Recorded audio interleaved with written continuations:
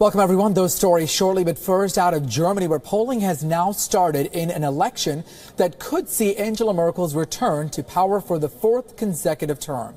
Experts say it is difficult for her rival, Martin Schulz, from the Social Democrats Party to shake her advantages. Meanwhile, Chancellor Angela Merkel cast her vote in Berlin. According to the latest polling, Merkel's Christian Democratic Union has now secured 37% of support, putting them 17 points ahead of the Social Democratic Party.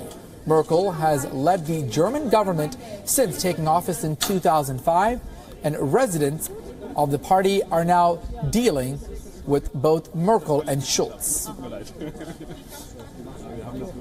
They say they are relatively satisfied with Merkel's achievements in the last 12 years. Merkel met with the campaigners and thanked them for their support before the polls opened.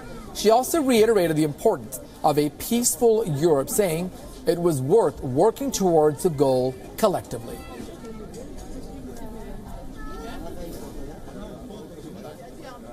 Und ich möchte Ihnen einfach ein ganz herzliches Dankeschön sagen für alles, was Sie schon gemacht haben, aber auch für heute nochmal wirklich haben wir versucht, Ihnen mit Kaffee und Brötchen ein bisschen Power noch zu geben, damit wir heute noch viele, viele Menschen ansprechen. Viele sind noch unentschlossen.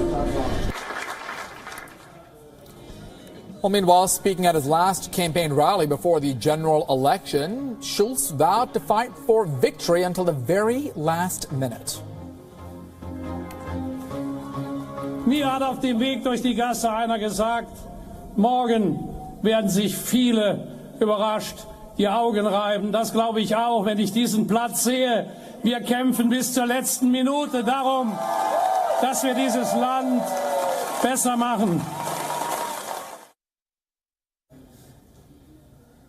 All right, let's now go straight to WION's senior foreign editor, Padma Rao, joining us on the very latest when it comes to the German elections. Padma, great to have you again. Thanks for joining us. Let's get right to it. Merkel certainly have an advantage, but what about Schulz? How different are these candidates in really appeasing to voters?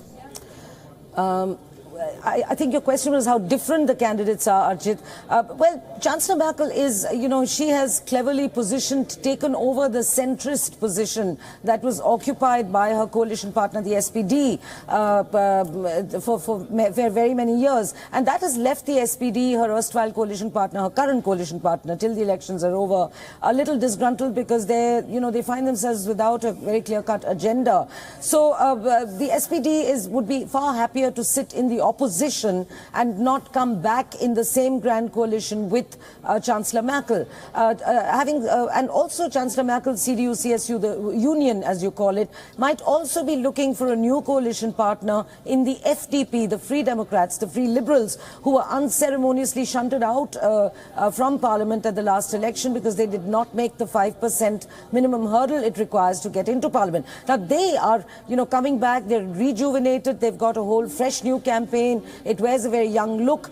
Their leader, Christian Lindner, is 38 years old. He's, he is the young face of the FDP. So they've completely reinvented themselves. They're almost certain, in fact, they are going to get into Parliament. It just remains to be seen with what kind of a percentage. Right. But the real surprise and the real difference at these elections is going to be the emergence of the so-called right-wing Alternative für Deutschland, AfD.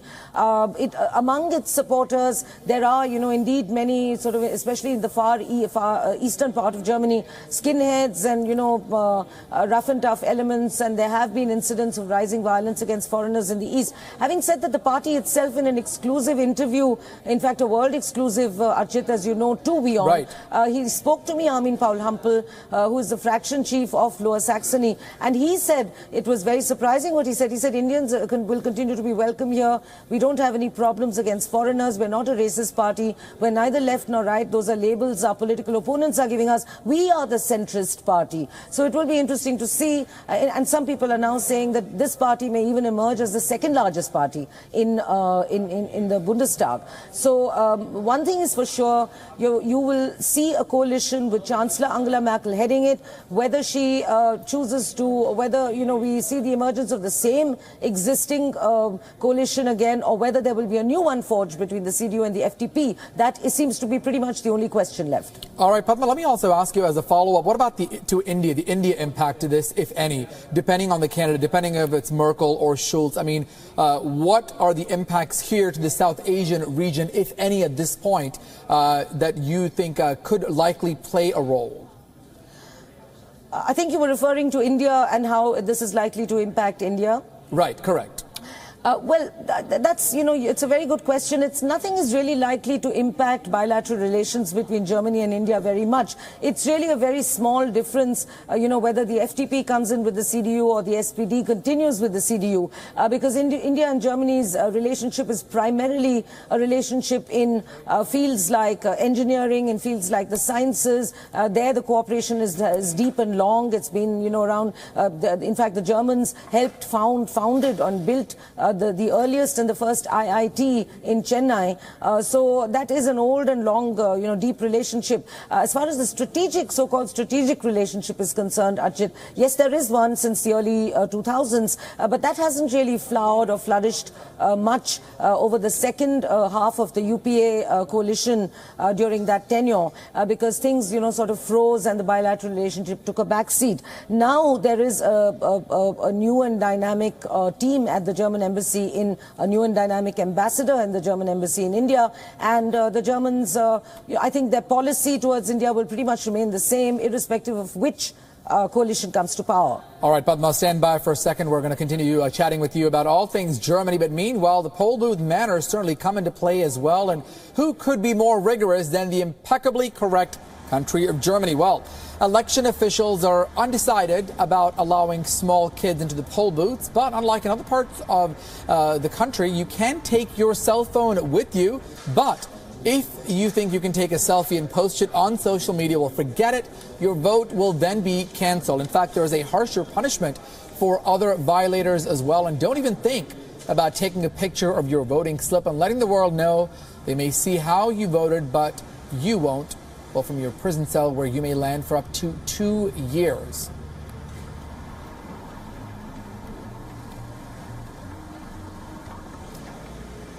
The world has for long poked fun at, in fact, the Germans for the many complicated elements of their lives, their language, their literature, their worldview. But now, going by that measure, here's another one, the country's electoral system. Padma Rao explains on what exactly the Germany's general election is going to encompass.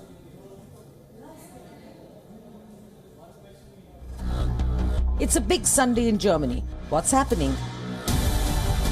Election of Germany's 19th Bundestag, or its parliament. And when the polling booths are going to be open from 8 a.m. to 6 p.m. on Sunday, the 24th of September. And how many voters? Well, the eligible voters total about 61.5 million, and that's down by 400,000 since 2013. And how many seats? There's a total of 598 seats, 299 earmarked for the districts and the rest for political parties. And why do the Germans have 2 votes each?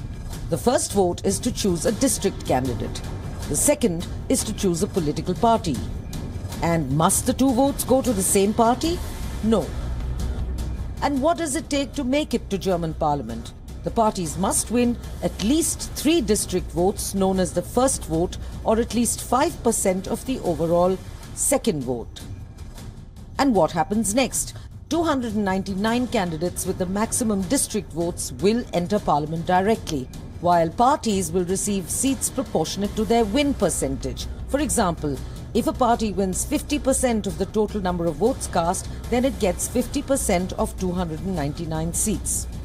And what's an overhang? If a party wins 110 district seats and 100 proportionate victory seats, as an example, it gets a total of 110 seats. But what about the others? Other parties get levelling seats. In this case, each an additional 10% of their victory percentage. And what's unique? That the German parliament can be larger or smaller than 598 seats given the overhang and the levelling. Padma Rao, WION.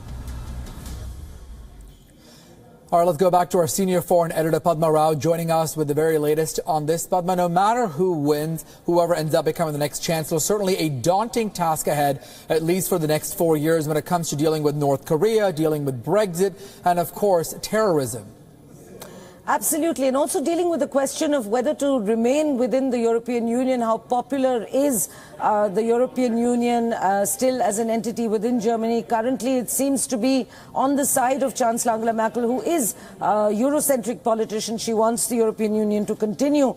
Having said that, there are parties like the AfD, which, as I said, the so-called right-wing party, which is slated to really make history by entering German parliament for the first time since World War II, that is 70 years. So if they get in and they get in with a substantial vote and they sit in the opposition, then it may not be a cakewalk for very Eurocentric policies, because the AfD was certainly against being in the Union, in the European Union. The AfD has said a lot of other things like sealing the EU borders. It's changed its position several times on the European Union.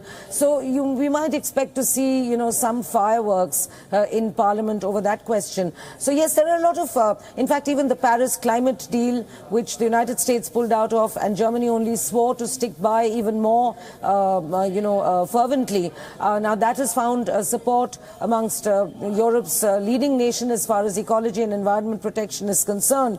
And that I suspect will remain the case irrespective of who comes to power. So there are certain issues there.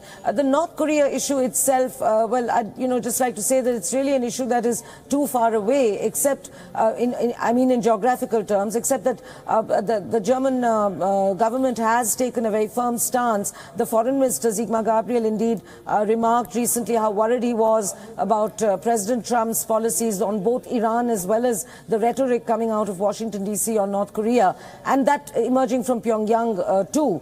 But so far, Germany has not taken any very decisive steps or proactive strategic steps in the region, in the South China Seas, in the Asia-Pacific region itself. And it's likely to remain that way.